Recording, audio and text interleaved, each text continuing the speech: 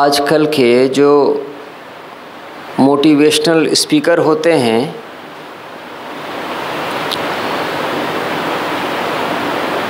उनकी भाषा, उनकी शैली थोड़ी नई होती है निश्चय ही, पर अगर उन मोटिवेशनल स्पीकर्स की आप भाषा और शैली को एक तरफ कर दें और जो उनके विचार हैं उनको सुने तो देखेंगे कि साधुशाही ढंग से ही वो बोलते हैं। उन्हीं बातों को वो कहते हैं जो संत कहते हैं। संतों के वचनों में भगवान का नाम होता है, वंदना होती है, प्रार्थना होती है, कई सारी चीज़ें होती हैं। उसको वो एक तरफ हटा देते हैं और बात स्पष्ट कहते हैं, इसलिए थोड़ी सी हमें नई जान पड़ती है। अगर उसको सुनो समझो तो जानोगे कि वो वैसी ही बातें हैं।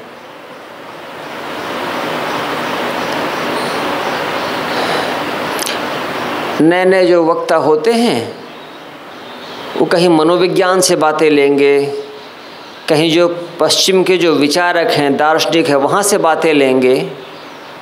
लेकिन ये नामों की लिस्ट हटा दो एक तरफ जरा, और जिस विषय को वो कहते हैं जरा उसको देखें तो समझ में आता है कि बस उन्हीं संतों की ही वाणियाँ हैं। जीवन अच्छा हो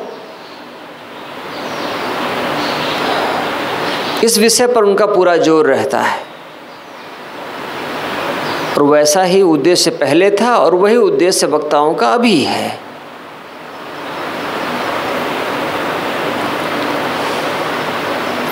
पहले की जो भाषा है वो पुरानी है, उसको समझाना पड़ता है, उसमें चीज़ें छांटनी पड़ती हैं।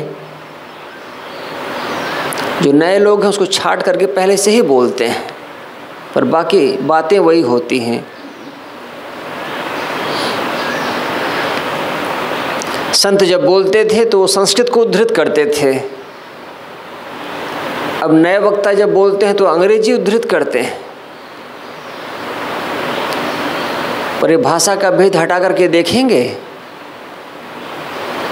तो मूल तत्व तो लगभग वही होता है।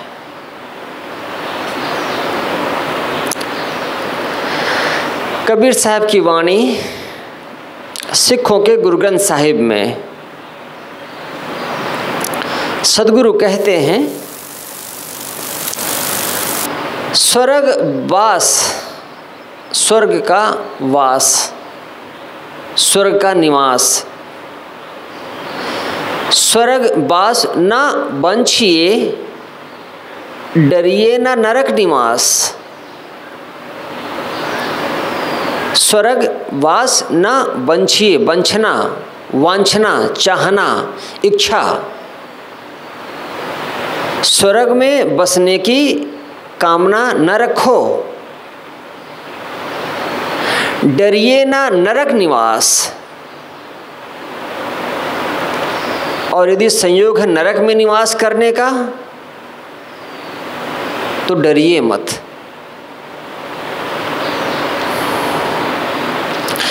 स्वर्ग के निवास की कामना न रखो और नरक में वास करने से डरो मत। होना है सो होई है, मन ही न कीजे आस। जो होना है सो होना है और वो होकर रहेगा। तुम अपने मन को क्यों जलाते हो, उस पर इच्छाएं क्यों भरते हो।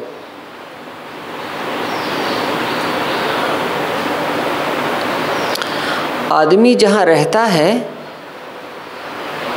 वहाँ से वो प्रसन्न नहीं रहता है। जहाँ रहता है वहाँ परेशान रहता है, और दूर दूर की चीज़ें उसे सुहावनी दिखती हैं, जान पड़ती हैं, उनकी इच्छा करता है। साहब कहते हैं तुम जहाँ हो, अगर वो नरक भी है तो उस पर निवास करो, भयभीत मत हो, और किसी दूसरे स्वर्ग की कामना मन में मत रखो कि अमुक जगह जाऊं वहाँ स्वर्ग है। वर्तमान से भय और भविष्य के प्रति कामनाएं, यह हमारा मन, यह हमारे मन की गति है। साहब कहते हैं अभी जहाँ जी रहे हो वहाँ तो नरक मचा रखे हो, और चाहते हो स्वर्ग में शांति में सुख से जियो।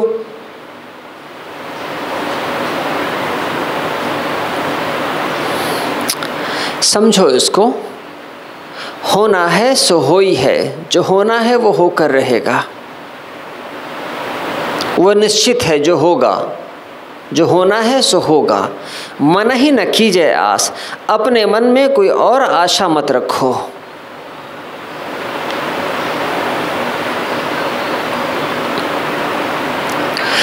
रमैया गुण गाइए, जाते पाइए परम निधान। रमैया गुण गाइए, जो राम है, जो आत्मा राम है, उसका गुणगान करो, उसमें स्थित हो, बाहर की तरफ से मन हटाओ। जाते पाइए परम निधान, अपने को जो पा गया, जो राम को पा गया, मानो उसके हाथ परम निधान, सबसे बड़ा खजाना उसके हाथ लग गया।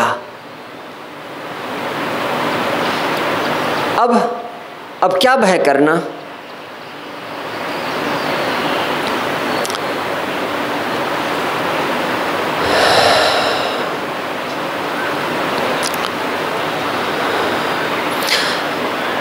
संतों के लिए कभी ये नहीं कहा गया कि उनका आश्रम बड़ा हो, उनका मठ बड़ा हो, उसमें रहने वाले लोग बड़े हों, तब वो संत बड़े हैं। ऐसा कहीं नहीं कहा गया, और ऐसा कहीं नहीं माना जाता अभी भी। वो बड़े मठ में रह सकते हैं, मध्यम जगह में रह सकते हैं, या कि सड़क के किनारे भी। किस जगह रहते हैं इसका मूल्य संतों के लिए कभी नहीं कहा गया। हाँ, उनकी मानसिक स्थिति कैसी है, उनका जीवन कैसा है, बस इसका मूल्य है। साधारण जनता तो बहुत जल्दी समझ जाती है। इसीलिए जो होशियार गुरु होते हैं, जो चालू गुरु होते हैं, वो जनता को अपने से दूर रखते हैं, थोड़ी सी दूरी बना करके रखते हैं, ताकि वो बहुत चीज़ों को समझने ना पाए। मंच की बात मंच से कहेंगे और शिष्य फिर विदा हों, इस तरीके से उनका व्यवहार होता है। वो बहुत शिष्यों को, भक्तों की भीड़ को बहुत नज़दीक आने की अनुमति नहीं देते हैं, क्योंकि तब उनका ढंग समझ में आ जाएगा दूसरों को। तो जो डरने वाले गुरु होते हैं वो भक्तों को दूर ही रखते हैं। संतों की पहचान कभी भी इन चीज़ों से नहीं की जाती है कि उनका महल कैसा, उनका मठ कैसा है, उनकी जगह कैसी है। बस ये देखते हैं कि उनका जीवन कैसा है, कितना वो आत्मतृप्त होकर के जी पा रहे हैं। और जो तृप्त नहीं हुआ, जिसमें वैसी ही भटकाव है जैसी दुनिया के लोगों में भटकाव है, तो वो गुरु कैसा। स्वर्ग की कामना बाहर कोई स्वर्ग मानना, नरक से बचने का उपाय बताना, कर्मकांड कराना, अगर इतने में ही उलझे रह गए तो भीतर की ओर कैसे मुड़ेंगे? रमैया गुण गाइए, राम का गुणगान करो। राम माने आत्मा राम, उसका गुणगान क्या करना है? उसमें स्थित हो जाना है, उसका गुणगान करना है। मन बाहर से मुड़ करके, विषयों से मुड़ करके अपने में आ जाए, बस वही मानो संगीत और गीत है। और जो इसको पा गया, जो इसमें स्थित हो गया, जाते पाइए परम निधान। क्या जप क्या तप संजमो, क्या वस्तु क्या स्नान। क्या जप क्या तप संजमो, क्या व्रत क्या स्नान। जब लग जुगति न जानिए, भाव भगति भगवान। कोई बहुत जप करता है, जब कोई गुरु के पास जाता है, कुछ दीक्षा के लिए याचना करता है, तो गुरु कुछ आधार रूप में बता देते हैं, थोड़ा सा कुछ नाम जप किया करो, इतने बार, इतनी देर। कोई भी नाम जपो, कोई भी नाम जपो। विलियम वर्ड्सवर्थ अंग्रेजी के एक बड़े कवि हुए हैं। उन्होंने कहा, वो ईसाई थे, उनकी माँ रोज चर्च जाया करती थी।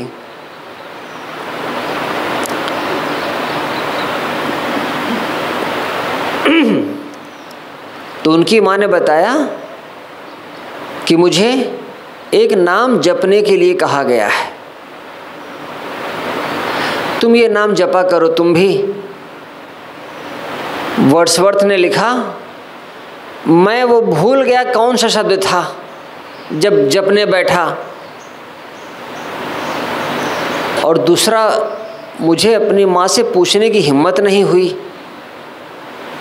तो मैंने क्या किया, जो नाम मुझे सबसे ज़्यादा आसान लगता है, मेरा अपना ही नाम, मैं उसी नाम को जपने लगा, अपना ही नाम जप रहा हूँ।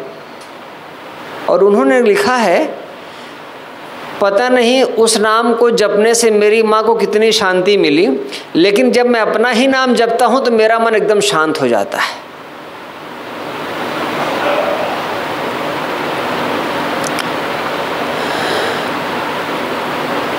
कोई भी नाम जपे आदमी, कोई भी नाम, प्रेम पूर्वक और निष्ठा से, बस उसका चित्त बाहर की दूसरी चीज़ों से सिमट करके उसी नाम में एकाग्र हो जाता है। बस यही उसका मूल्य है। और नाम कोई भी हो सकता है। पर यदि कोई सोचे कि नाम जपने से कोई सिद्धि मिल जाए,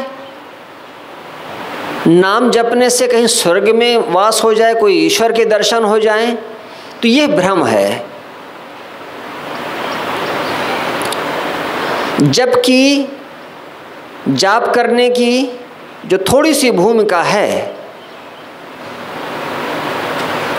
उसका मूल्य है। उससे ज़्यादा की कामना करो। कोई सीढ़ी लगाकर पेड़ पे तो चढ़ सकता है, लेकिन सीढ़ी लगा करके आसमान को नहीं छू सकता है। तो नाम जप से मन शांत हो सकता है, परमात्मा का दर्शन कैसे करोगे?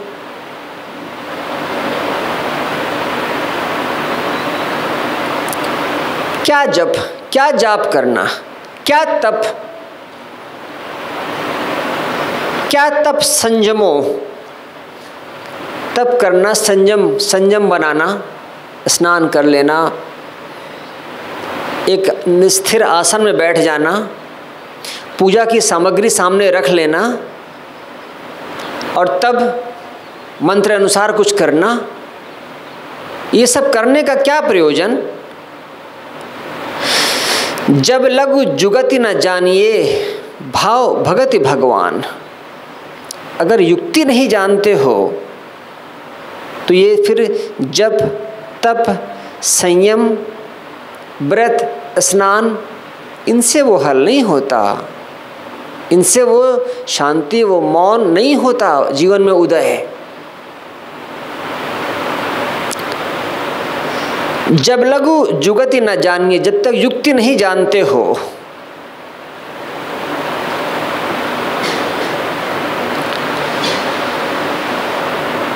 भाव भगति भगवान, जो भगवान है वो भाव भगति से मिलता है, भाव से मिलता है, जप तप संयम और व्रत स्नान से नहीं।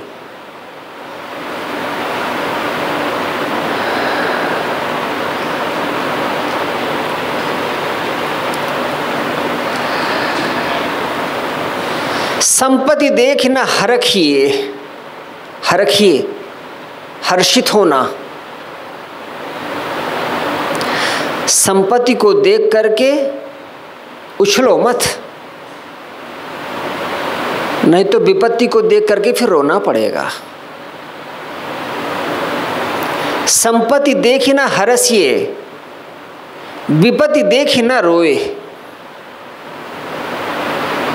बाहर कुछ संपत्ति इकट्ठा हो गई है, उछलने लगे हो ना, विपत्ति देख ही न रोए। मन की ऐसी स्थिति बनाओ, उसके लिए ऐसे प्रयास करो कि ना वो विपत्ति को देख करके दुखी हो और ना संपत्ति को देख करके हर्षित हो। कोई बहुत धनवान है, धन बढ़ रहा है, क्या करता है जानते हैं ऐसे लोग क्या करते हैं? अपनी संपत्ति से कुछ हिस्सा समाज को देते हैं।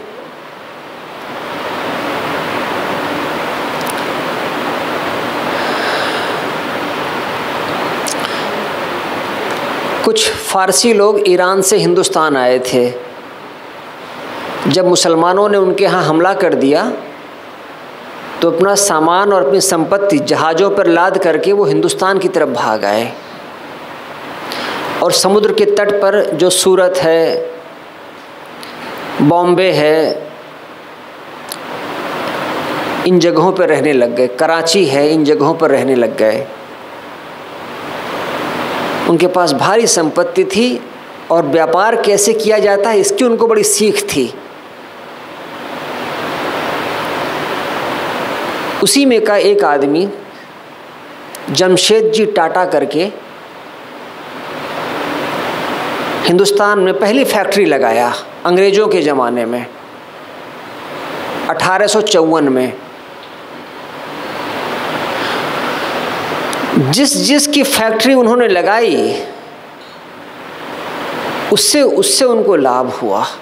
अंग्रेज भी उनसे सीखा करते थे, इतना कैसे कमाते हो। लेकिन अंग्रेज तो पैसा लेकर के विदेश चले जाते थे।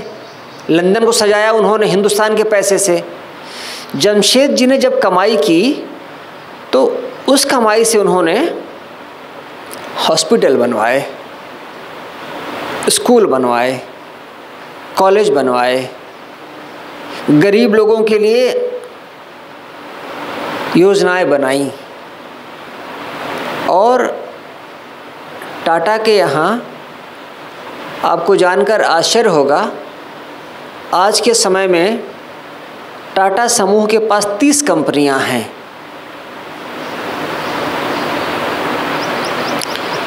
भारत में जितनी कंपनियां हैं जो काम करती हैं और कमाती हैं, 25% अकेले टाटा के पास कंपनियां हैं। जितने लोग प्राइवेट सेक्टर में काम करते हैं, अकेले 25 लोग टाटा के पास हैं और देश के अनेक कोनों में हैं। उनका बनाया हुआ माल हिंदुस्तान और हिंदुस्तान के बाहर भी प्रामाणिक माना जाता है। कभी ऐसा नहीं होता है कि टाटा ने कोई कार बनाई हो और विदेश में किसी ने कहा हो कि ये कार ठीक नहीं, इसको वापस कर दो। लोहे का बनाया उनका सामान, स्टील का बनाया उनका सामान, केमिकल कुछ भी हो, सब दुनिया में जाता है। और बड़ी सुंदर बात है, वो जितना कमाते हैं उस मुनाफे का एक बड़ा हिस्सा वो इस देश की जनता पर सीधे खर्च करते हैं।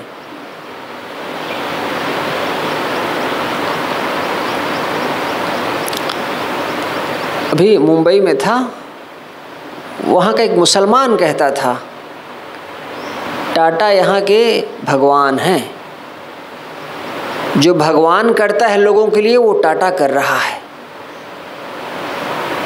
कौन चलाता है ऐसे, कौन काम करता है ऐसे? सरकार भी उसके सामने झुकती है। जब वो सरकार से कोई निवेदन करते हैं तो सरकार भी ध्यान देती है बजट में उसका। जिन्होंने धन कमाया और खुद कैसे रहते हैं, बहुत सादगी से। जिसके पास इतनी संपत्ति हो वो तो कितने प्लेन खरीद करके रख सकता है अपने लिए, वैसा नहीं है, खुद सादगी से रहते हैं। और रतन टाटा ने तो ब्याह भी नहीं किया, 91 बरस के हो गए।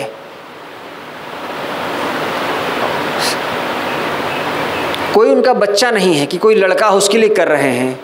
ट्रस्ट बना हुआ है, ट्रस्ट के माध्यम से काम करते हैं। जनता का पैसा है, जनता से कमाते हैं और सीधे जनता में देते हैं।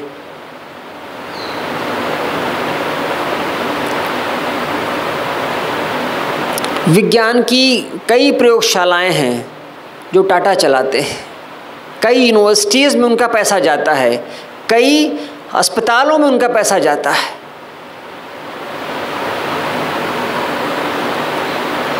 संपत्ति को देख करके फूलो मत। ज़्यादा संपत्ति हो तो समाज में उसको दो,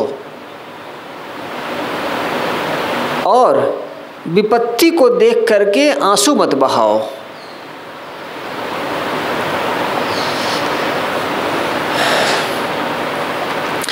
थोड़ी हवा चलती है, थोड़ी हवा चल जाए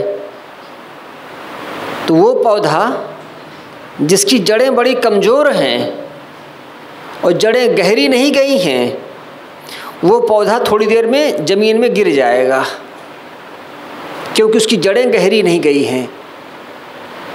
और जो वृक्ष ऊंचा है, उसका तना मोटा है और जड़ें उसकी गहरी गई हैं, वो तूफान को भी झेल सकता है। तो हमारी जड़ें जितनी गहरी होंगी, हम जितना आत्माभिमुख होंगे, जितना हम आत्मा की ओर मुड़ेंगे, हमारे जीवन में जितना सांसारिकता से हटकर जीने की प्रवृत्ति होगी, उतना हम बाहर की चीज़ों को देख करके पुलकित नहीं होंगे। और जितना भीतर से हम खाली होंगे, उतना बाहर की चीज़ों को देख करके हम उतना दुखी होंगे और सुखी होंगे।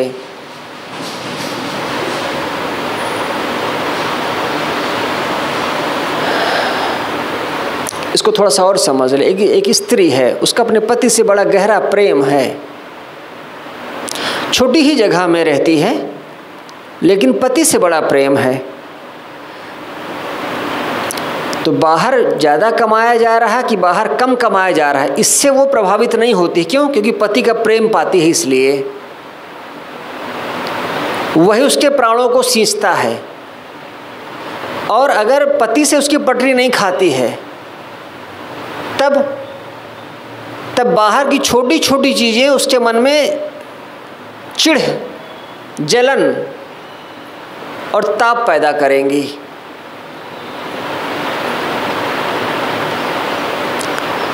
तो जिसके जीवन में भीतर शांति है, मौन है, वो बाहर के सुख और बाहर के दुख दोनों को एक रस होकर के सह लेगा। और जो भीतर से खाली है, वो बाहर की चीज़ों से, बाहर के वातावरण से बहुत जल्दी प्रभावित हो जाएगा।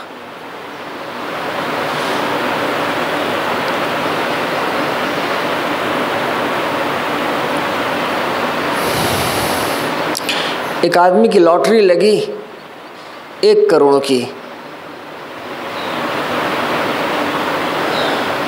क्या करूं, क्या करूं, क्या करूं? 1 करोड़ कभी देखा नहीं था। और उसका मन जो है उछल रहा था। वो सोचा कहीं ऐसा ना हो कि दिल की धड़कन ही रुक जाए। तो डॉक्टर के पास गया और कहा, डॉक्टर साहब अगर आपको 50 लाख मिल जाए तो आप क्या करेंगे? डॉक्टर ने कहा, मिल जाए मैं खुश हो जाऊंगा। उसने कहा, डॉक्टर साहब 50 लाख आपको दिया।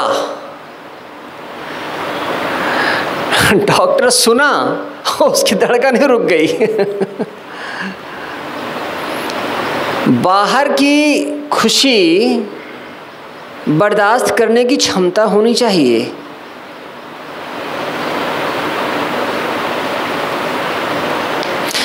संपत्ति देख ना हरखिए, विपत्ति देख ना रोए। ज्यों संपत्ति त्यों विपत्ति है, विधि ने रचिया सो होए। जैसे संपत्ति है वैसे ही विपत्ति है, कुछ भी स्थायी नहीं है। विधि ने रचिया सो होए। विधि ने जो रचा है, जो विधान है, जो तुम्हारे भोग हैं, इनको वैसे ही भोग लो बस। संपत्ति देखकर खुश नहीं होना चाहिए, विपत्ति देख कर के रो मत। जो होता है सो होता है, जैसे संपत्ति है वैसे ही विपत्ति है। कहें कबीर अब जानिया संतन हृदय मझारी। संतों के हृदय मझारी, बीच में, संतों के हृदय के बीच में वो बसता है, बाहर नहीं, चीजों में नहीं। कहे कबीर अब जानिया, अब मैं समझ गया। संतन हृदय मझारी, संतों के हृदय के बीच में वो बसता है।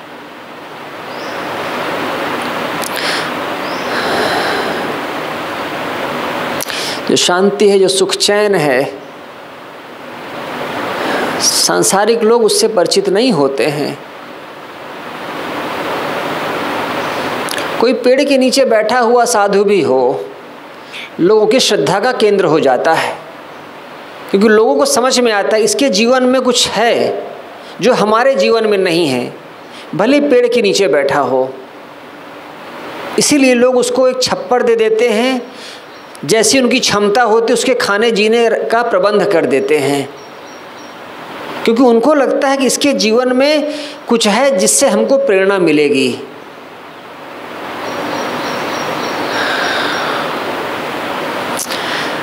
दुनिया देखो तो एकदम नंगी है, कुछ नहीं है। मंदिरों में देवी देवताओं के सामने जो लाइन लगती है, जवान बच्चे बूढ़े सब लगते हैं, कोई समझता नहीं है चीज़ को, बस सिर झुकाए और बस हाथ सिर पर रखते जाएंगे। जितने देवी देवता मिलते जाएंगे सबके सामने सिर झुकाते चले जाएंगे। कोई देवी देवता गधे पे बैठा है, कोई देवी देवता कुत्ते पे बैठा है, उनको कोई मतलब नहीं है। उनको लगता है किसी तरीके से हमारा काम बना दो, बस हो गया। और ऐसे देखो तो लगेगा गाड़ी से उतर रहे हैं, युवा हैं, सुंदर हैं, लेकिन जैसे ही मंदिर में पहुँचे सब भिखारी हो जाते हैं। तब घिन आने लगती है देख करके।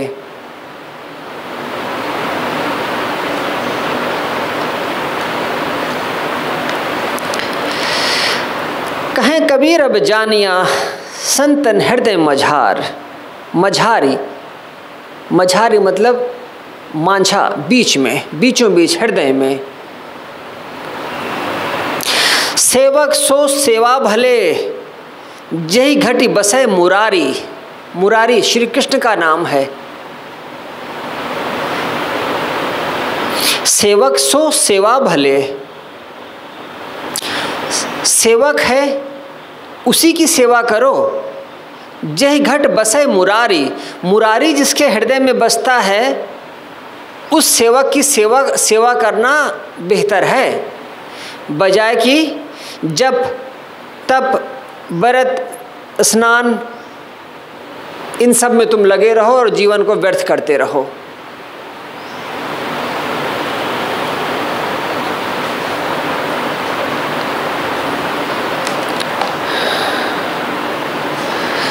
कोई उस मंदिर को नहीं पूजता जहाँ मूर्ति ना हो।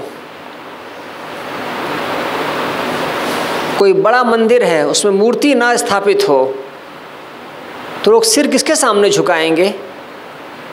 मूर्ति है और साधारण मंदिर ही बना है, लोग उसके सामने मत्था टेकते हैं। वैसे ही कोई संत हो और उनके जीवन में संतत्व हो, उनसे जुड़ जाओ और काम बन जाएगा।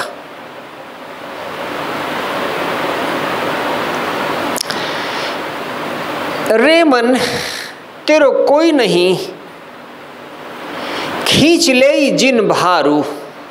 फिर से सुने, रे मन, रे जैसे कोई बच्चे को कहता है ना रे, रे मन, हे मन, तेरो कोई नहीं, खींच ले जिन भारू। तुम्हारा कोई नहीं है जो तुम्हारा भार खींच ले।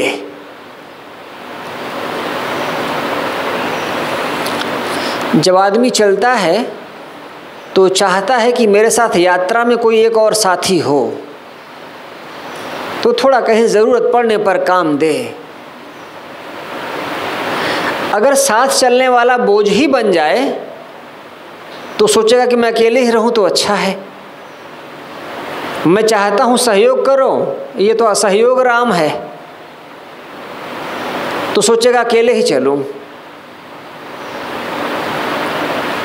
साहब कहते हैं, ऐ मेरे मन, इस दुनिया में कोई ऐसा नहीं, तेरो कोई नहीं, तुम्हारा कोई नहीं, खींच ले जिन भार, जो तुम्हारा भार खींच ले।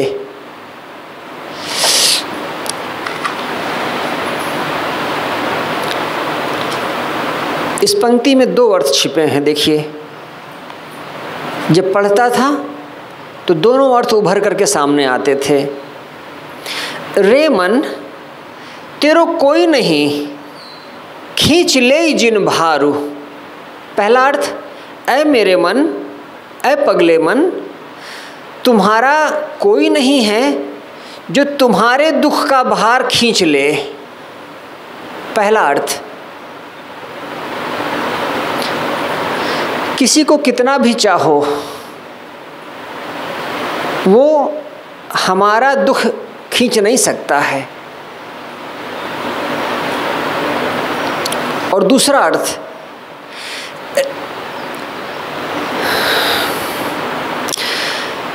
तेरो कोई नहीं, तुम्हारा कोई नहीं बनेगा अपना, खींच ले जिन भार।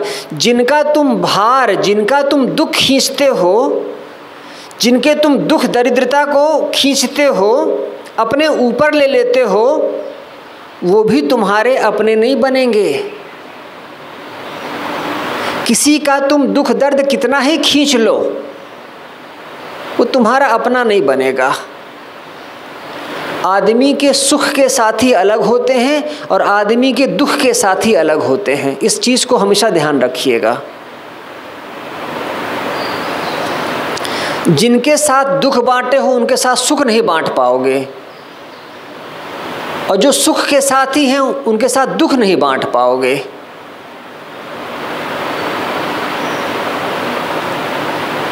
लोग बैठ करके शराब पीते हैं, एक साथ ताश खेलते हैं, जुआ खेलते हैं,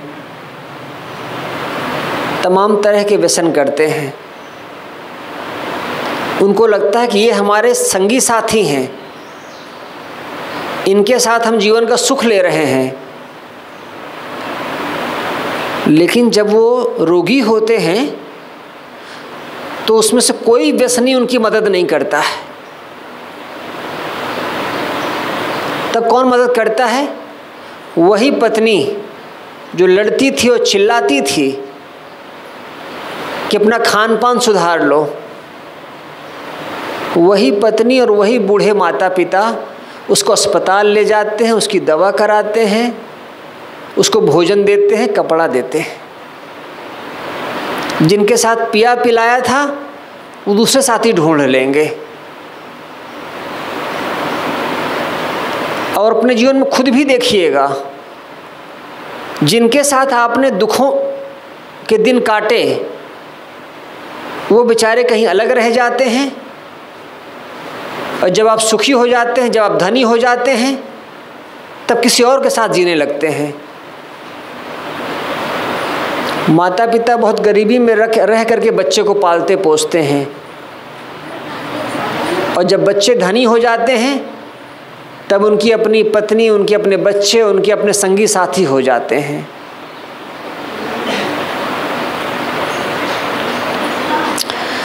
दो तरीके से इस वचन में बातें कही गई हैं।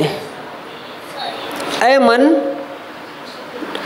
तुम किसी का कितना भी दुख दारिद्र ओढ़ लो, लेकिन कोई तुम्हारा नहीं होता है।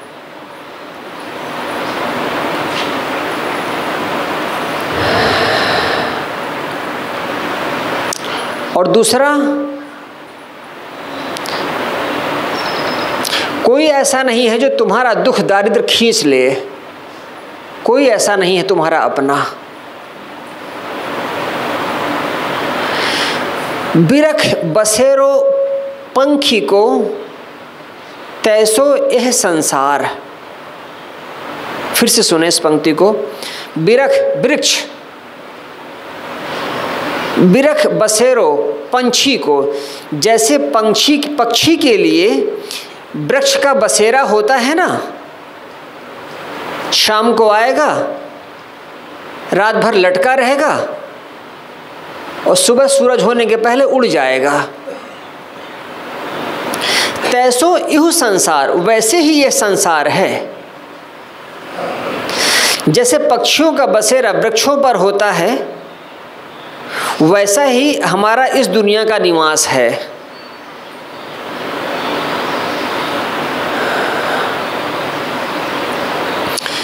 शुरू में मैंने निवेदन किया था ना कि जो आजकल के वक्ता होते हैं उनकी भाषा थोड़ी सी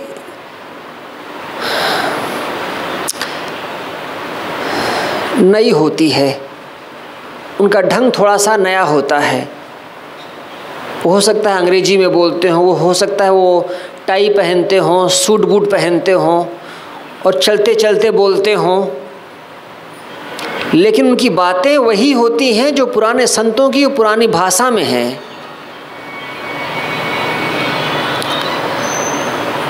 कबीर साहब कहते हैं, कोई ऐसा नहीं है दुनिया में जो तुम्हारा दुख खींच ले, और तुम किसी का कितना भी दुख खींच लो तुम्हारा नहीं हो पाएगा।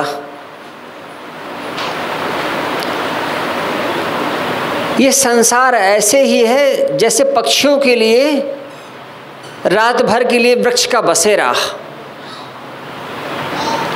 मोह नहीं करते, उड़ जाते हैं, बस वैसे ही समझो। राम रस पियो रे, जही रस बिसर गए रस और।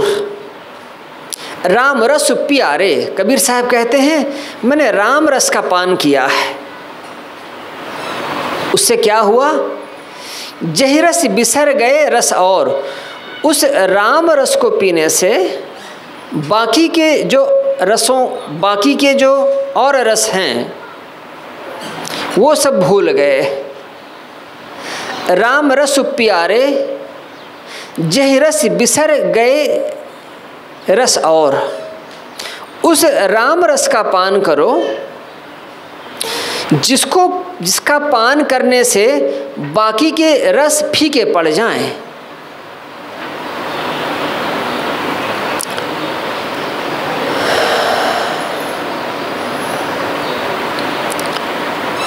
संसार की चीजें और संसार का सुख, इनमें दुख मिला होता है, इसलिए हमेशा मीठे नहीं रहते हैं। वही घर, वही पति, वही पत्नी, वही बच्चे जो कभी मीठे लगते थे हमेशा मीठे नहीं लगते हैं। लेकिन जो राम रस है, जो परमात्मा का नाम है, जो हरि का नाम है, जो गुरु का बताया हुआ नाम है, उसमें दुख नहीं मिला रहता है।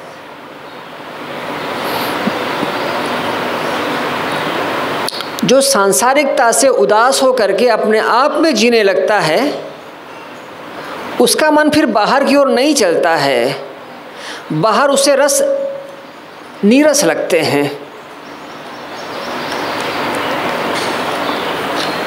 कोई संत हो, उनसे कहो चलो थोड़ा मार्केट घूम आते हैं, आपको क्या लगता है वो मार्केट जाने के लिए तैयार हो जाएंगे? कोई संत है, उनसे कहो जरा फिल्म देख आते हैं आज चलो, तो उन्हें क्या फिल्मों में रुचि होगी? बाहर का रस उनके लिए नीरस है। राम रस पियो, साहब कहते हैं जय रस बिसर गए रस और, बाकी के रस फीके पड़ जाते हैं इसके सामने। और मुए क्या रोइए जो आपा थिर न रहाए। इस वचन को सुने। और मुए क्या रोइए, और कोई दूसरा मर रहा है, क्या रोइए, आप क्यों रोते हैं? किसी दूसरे का शरीर छूटता है तो क्या रोना? जो आपा थिर न रहा है, आप क्या स्थिर बने रहेंगे इस दुनिया में? कोई किसी का शरीर छूटता है तो लोग रोते हैं, शोक मनाते हैं, विलाप करते हैं। सद्गुरु कबीर कहते हैं जो आपा थिर न रहा है, तुम्हें खुद स्थिर रहना नहीं है, तुम्हें भी तो जाना है, तो तुम दूसरों के लिए तुम क्या शोक मनाते हो? अगर कोई ऐसा सोच कर रोए कि देखो ये सब चले जा रहे हैं और मुझे अकेले रहना है, मैं अकेले कैसे रहूँगा, तब तो समझ में आता है। साहब कहते हैं तुम भी तो स्थिर नहीं रहोगे, तुम्हें भी तो जाना है। कुछ पहले चले गए, कुछ बाद में चले गए, तो तुम शोक क्या करते हो भाई? और मुए क्या रोइए, औरों के मरने पर क्या रोते हो? जो आपा थिर न रहा, जो तुम्हें अपने आप में स्थिर नहीं रहना है, तब तुम दूसरों के लिए क्या रोते हो? जो उपजय सो बिनसी हैं, दुख कर रोए बलाए। साहब कहते हैं जो उपजय सो बिनसी हैं, जो उपजता है वो बिनसता है। दुख कर रोए बलाए, मेरी बला है। अगर तुम रो, अगर तुम दुखी हो तो मैं किसी के लिए नहीं रोऊंगा, मैं किसी के लिए शोक नहीं मनाऊंगा। जह की उपजी तह रची, जहां से उपजते हो वहीं से फिर रचे जाओगे।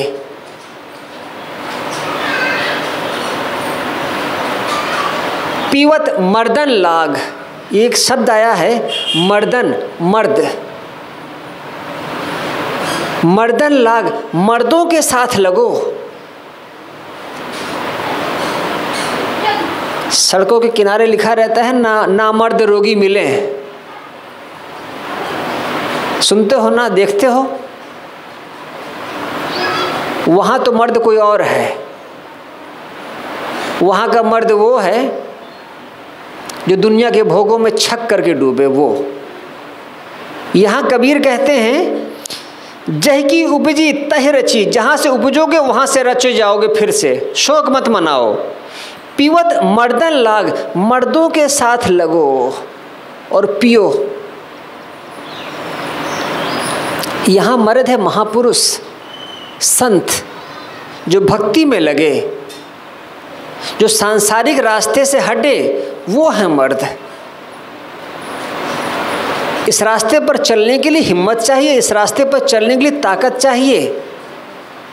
साहब कहते हैं वही असली मर्द हैं, उनके साथ लग और जिस रस का पान वो करते हैं उस रस का पान करो।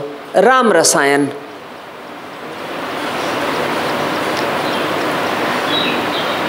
कहाँ ही कबीर चित चेतिया, राम सुमिर बैराग। सद्गुरु कबीर कहते हैं चित चेतिया, अपने चित्त को जरा चिताओ तो। ये नशे में डूबा हुआ है, इसको जरा चेताओ, तो इसको जरा होश में लाओ। कैसे? राम सुमिर, राम का सुमिरन करो। बैराग, जीवन में बैराग है तब राम नाम की सार्थकता है, और नहीं है तो सिर्फ वो कहा सुनी है बस।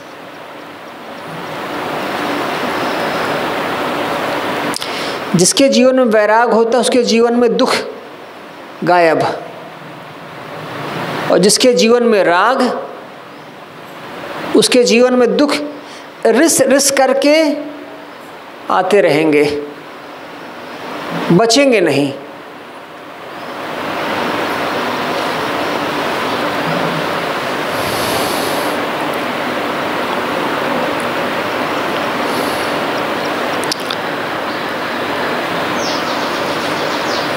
विपुल वस्त्र केते हैं पहिरे,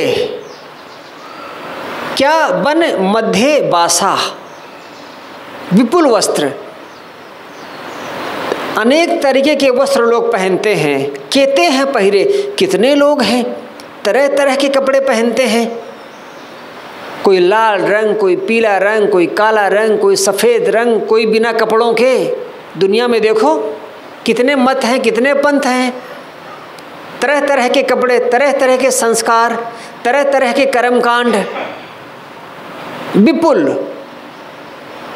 विपुल वस्त्र केते हैं पहिरे, कितने लोग कपड़े पहने हैं।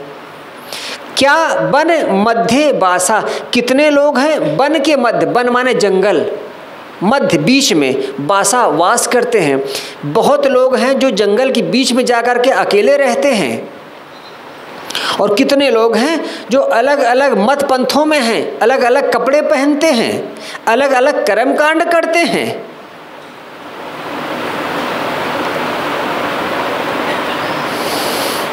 लेकिन अलग अलग कपड़ा पहनने से और जंगल में वास करने से क्या लाभ है? क्या कर लिया है?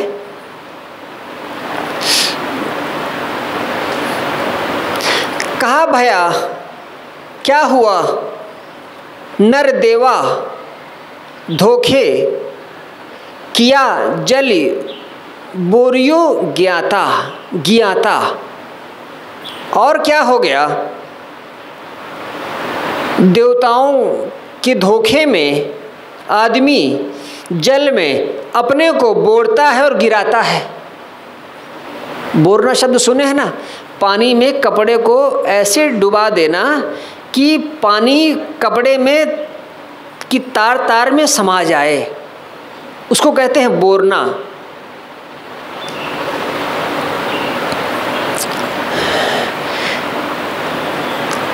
हम अपने शरीर को पानी में धोते हैं, गिराते हैं, उठाते हैं। साहब कहते हैं देवताओं के भ्रम में आदमी अपने आप को पानी में डालता है, नाने नदियों में स्नान करता है। इससे कहा भया, क्या हो गया?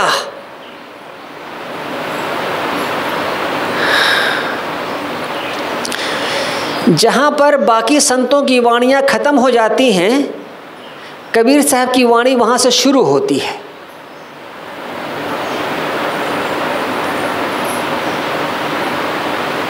इसीलिए किसी भी मत पंथ में जाओ,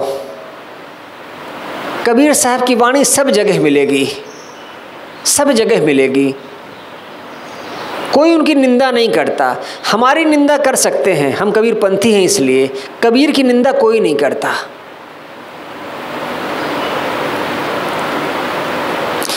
बाकी के संत बेचारे बता देंगे, थोड़ा पूजा पाठ कर लेना, थोड़ा नाम जप कर लेना, थोड़ा व्रत कर लेना, थोड़ा सा साल में 1-2 बार घूम लेना, करते रहना बस, इससे कुछ हो जाएगा।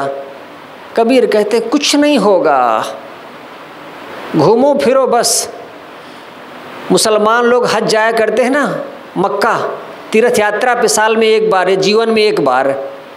कल सरकारी आंकड़े आए, 1,500 लोग कल धूप में मरे हैं अरब में। तुम काहे गए हो हज करने भाई? अपने घर में बैठते, जब गर्मी बीत जाती तब जाते।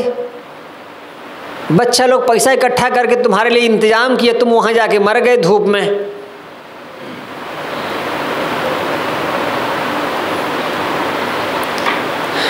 साहब कहते इससे कुछ बनता नहीं है। मैंने कहा ना, जहाँ पर बाकी संतों की बातें खत्म हो जाती हैं, कबीर की बातें उसके आगे से शुरू होती हैं। इसको जो समझे वो कबीर का प्रेमी।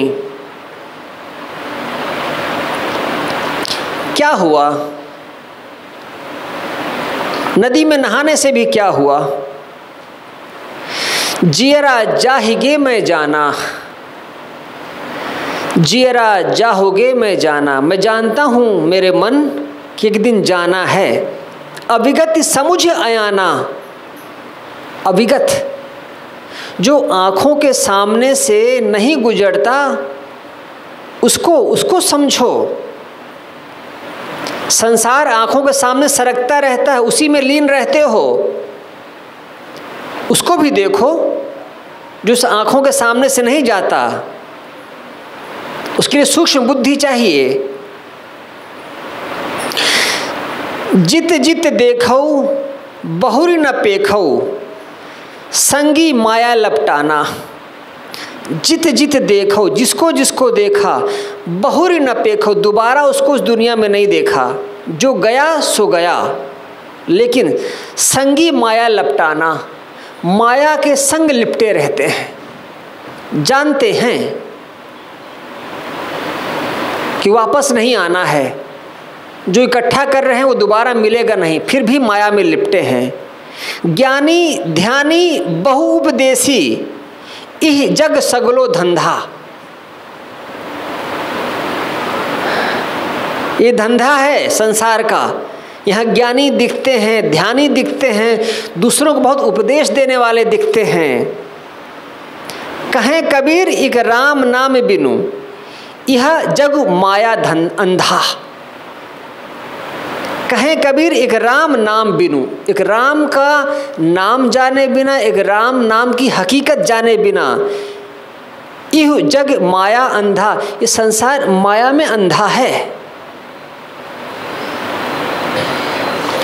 कबीर साहब गहरी चोट करते हैं, इसलिए क्योंकि उनको कुछ चाहिए नहीं। वो चाहते थे कि आदमी के जीवन से दुख विदा हो जाएं बस, इसलिए वो चोट करते हैं। बाकी किसी को चोट देने का उनका मन नहीं है। कुछ थोड़ी बातें यहाँ से कही गई।